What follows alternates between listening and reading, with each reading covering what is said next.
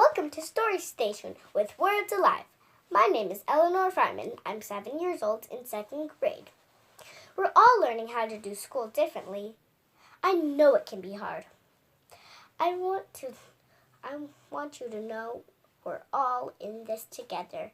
Before we start, let's put on our listening ears and our watchful eyes.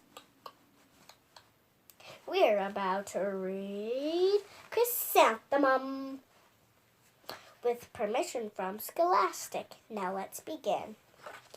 Chrysanthemum by Kevin Hinkes. The day she was born was the happiest day in her parents' lives. She's perfect, said Mother. Absolutely, said Father, and she was. She was absolutely perfect.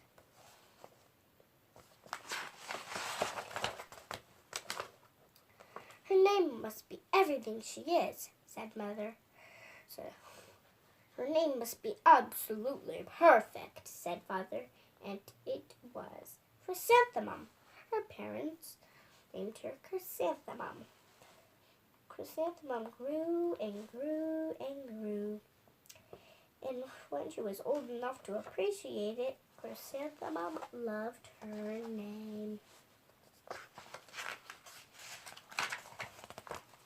She loved the way it sounded when her mother woke her up.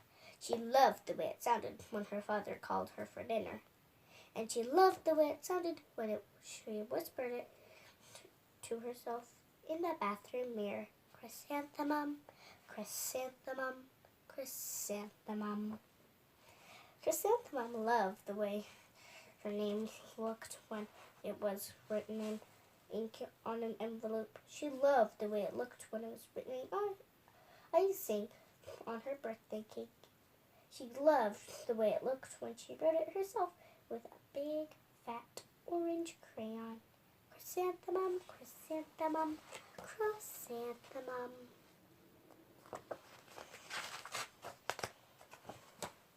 Chrysanthemum thought her name was absolutely perfect.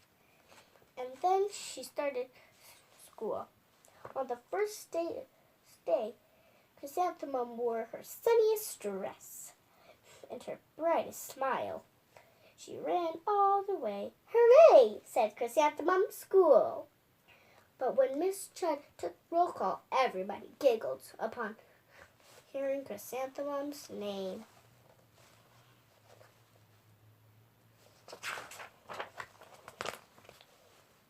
It's so long, said Joe. It scarcely fits on your name tag, said Rita, pointing. I'm named after my grandmother, said Victoria. You're named after a flower. Chrysanthemum wilted. She did not think her name was absolutely perfect. She thought it was absolutely dreadful. The rest of the day was not much better. During nap time, Victoria raised her hand to inform Miss Chud that Chrysanthemum's name was spelled with 13 letters. That's exactly half as many letters as there in the entire alphabet. Victoria explained, "Thank you for sharing that with us." Victoria, said Mrs. Chud. Now put your head down.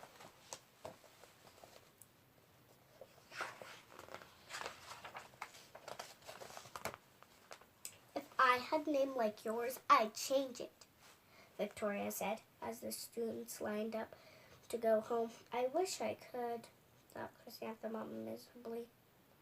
Welcome home, said Mother. Welcome home, said Father. School is no place for me, said Chrysanthemum. My name is too long. It scarcely fits on my name tag, and I'm named after a flower. Oh, hish, said Mother. Your name is beautiful. It's precious, priceless, and fantastic, and wisdom, said Father. It's everything you are, said Mother. Absolutely perfect, said Father.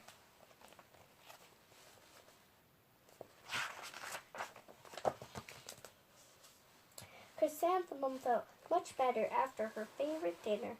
macaroni and cheese with ketchup, and an evening filled with hugs and kisses and parcheesi. That night, Chrysanthemum dreamed that her name was Jane. It was extremely pleasant.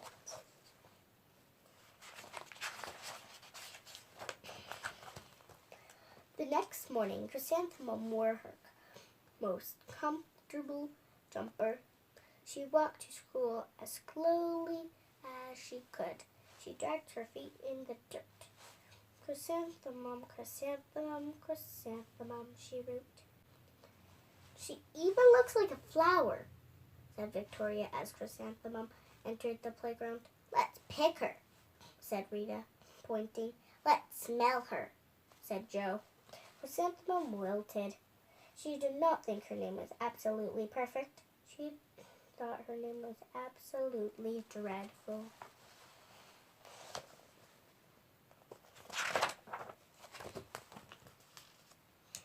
The rest of the day was not much better.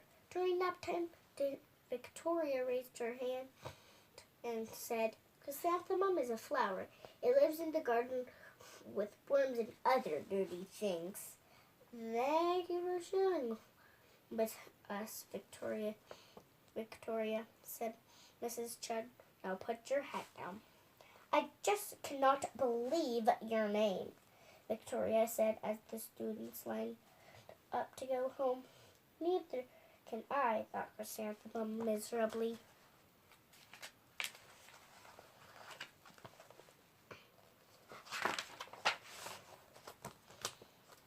Welcome home, said Father. Welcome home, said Mother. School is no place for me, said Chrysanthemum. They said I even look like a flower. They pretended to pick me and smell me. Oh, pish, said her mother. They're jealous, they're envious, they're running, they're discontent, they're jaundiced, said Father. Who wouldn't be jealous of a name like yours, said her mother. After all, it's absolutely perfect, said her father. Chrysanthemum felt a trifle better after her favorite dessert, chocolate cake with buttercream frosting. Another evening filled with hugs and kisses and parcheesi.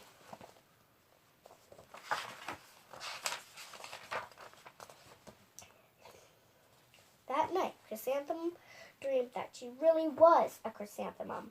She sprouted leaves and petals.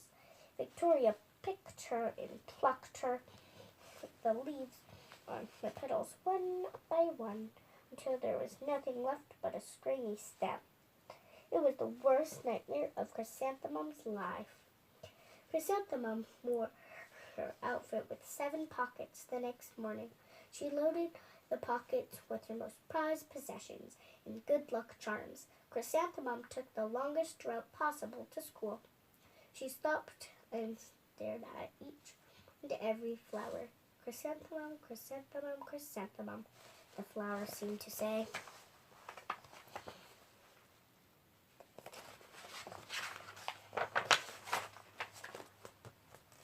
That morning, the students were introduced to Miss Twinkle, the music teacher. Her voice was like something out of a dream, as everything else about her. The students were speechless. They thought Miss Twinkle was an incredible wonder. They went out of their way to make a nice impression. Miss Twinkle led the students in scales.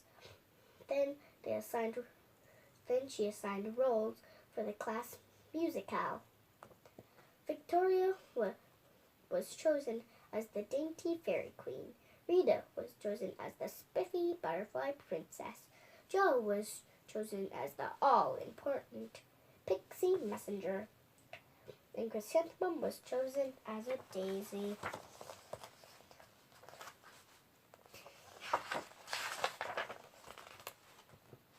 Chrysanthemum's a daisy, chrysanthemum's a daisy, Jo, Rita, and Victoria chanted, thinking it was wildly funny.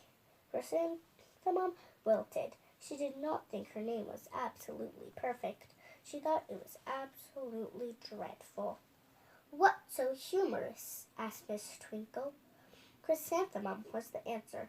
"Her name's so long," said Joe, "it scarcely fits on her name tag," said Rita, pointing.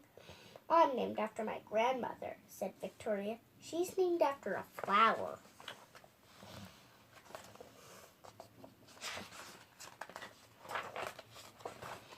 "My name's long," said Miss Twinkle. "It is? My name would scarcely fit on my name tag," said Miss Twinkle. "It would?" said Rita, pointing. And Mrs. Twinkle, "I'm named after a flower, too." "You are?" said Victoria. "Yes," said Miss Twinkle. "My name is Delphinium. Delphinium Twinkle. And if I have a baby girl, I'm considering Chrysanthemum as the name. I think it's absolutely perfect." Chrysanthemum could scarcely believe her ears. She blushed. She beamed. She bloomed. Chrysanthemum, chrysanthemum, chrysanthemum.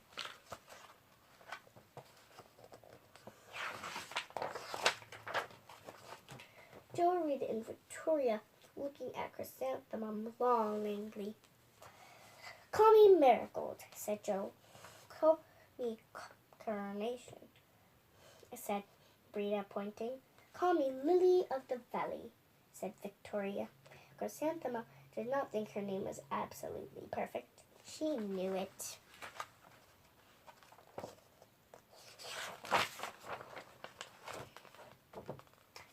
The epilogue. Overall, the class musical was a huge success. Chrysanthemum was absolutely perfect as the daisy. Victoria made the only mistake. She completely forgot her lines as the dainty fairy queen. Chrysanthemum thought it was wildly funny, and she giggled through the whole entire dance of the flowers. Eventually, Miss Twinkle gave birth to a healthy baby girl. And of course, her name was Chrysanthemum. That is the end of our book.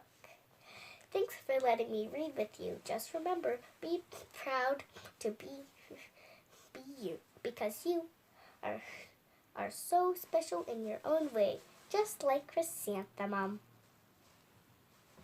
Bye.